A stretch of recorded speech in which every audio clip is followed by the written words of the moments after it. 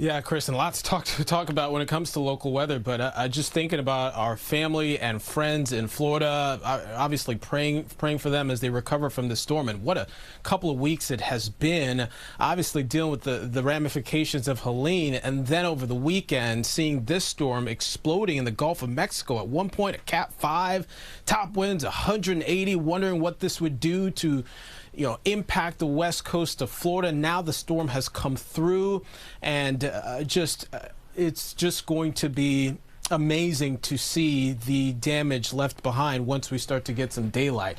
You're getting a sense of some of the storm reports here, everything from surge along the coast, what could have been a historic tornado outbreak, of course, the big rainfall that we discussed on the north side of it that left places like St. Pete with over 18 inches of rain, Dover over 17 and a half, Largo, Pinellas Park, Safety Harbor. A lot of this, Pinellas County, Hillsborough County, from Tampa to Lakeland, and thankfully a lot of that rain is pushing out, but the impact's far from over.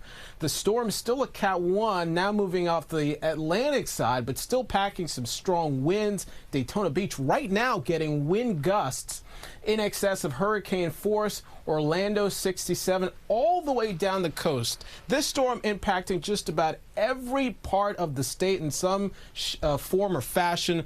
Many folks waking up in the dark. And John, here we are again, just 2 weeks after Helene, another storm that's likely going to be retired. And those winds, when wind follows that much rain, a lot of trees still very vulnerable there. So, we're counting our blessings here. It's interesting, too, the connections we have with that part of the country. In your backyard, it's chilly. I mean, we've got a lot more observations coming in from the weather watchers in the 40s. And it's going to be even colder tonight, so make sure you're ready for that.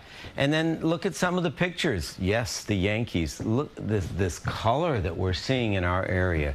Absolutely spectacular. And look at our beautiful skies that we're enjoying. But I want to thank Bob Leschek for sending this picture in. This is a picture from Tropicana Stadium or field, and obviously this is the roof. Used to go to games there when he lived down in the Tampa area. And this, again, one of the victims just blown apart by the wind and again, then the resulting rain. It's going to be just a mess there. Real quick update. It is a 1. It is on the way out, which is great. We are still dealing with active wind and rain right now, but it's moving out, and their day will shape up dramatically. Your 10-10 is a 10, an October classic 62. It's breezy. It's chilly.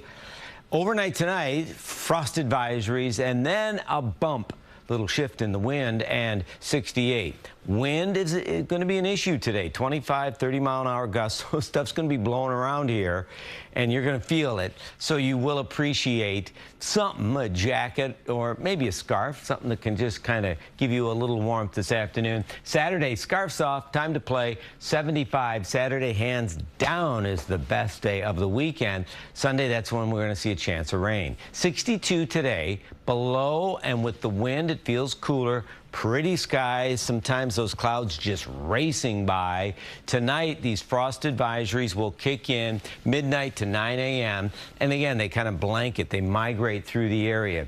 City cold, but no frost advisory here. So little gardens in the back or on the patio should be okay here, particularly close to the apartment or house. But north and west, we're definitely dealing with a lot more in the way of frost possibility tonight, and even highs today will only be in the 50s for many, feeling a little bit cooler. Tonight, 47, feels like the 30s, and then tomorrow, wait a minute, Friday looks great. Really nice for your Friday. Saturday, super. Make some plans. Saturday, 75, and then Sunday, chance of rain.